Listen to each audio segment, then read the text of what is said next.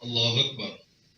Omukolo gw'okuziika gwatandika n'okusaala juma ey'ab'omu maka ge kandi okusaala kwaba kwebembirwe olukurra abasiramu muri disitulikiti ya Rukungiri Abdul Malik Kabubi. Okutonzya kwayebembirwe warwanireho n'omugyenzi omu kishaka Lieutenant General Kashaka owamugambaho nk'omuntu owakozire munonga omu kurwanisa obwangamba nyenka kandi owakozire kihango mu rutaro rwa Katonga. Nk'uko nabagambira kandi nankiza emyaka kandi akanankiza kumanya ebyuma yakabitwire mu ngombe.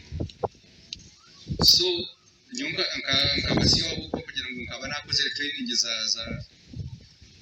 office cadet n'izindi eswashamire cyane namwe kunga nkamweka mu bintu bingi munonga aka experience y'amana munonga kandi ari umuntu rukumiseza.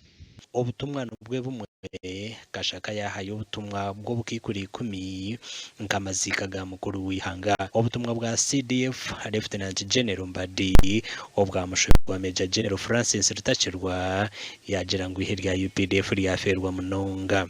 Lieutenant Ahmed Kashiringi joined the army in 1982 and rose through ranks and appointments until 1989 when he was promoted to the rank of Lieutenant Colonel, the rank at which he honorably retired from active service on 18th of December that same year, 1989. The late Lieutenant Colonel Ahmed Kashiringi held several appointments during his time of service. May his soul rest in peace.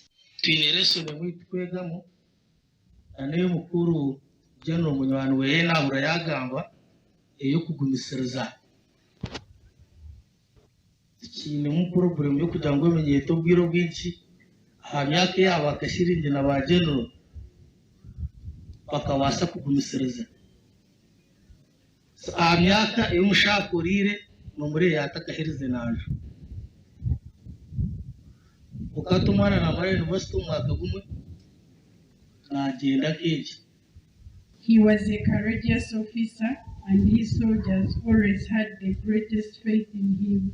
He was a commander in every sense.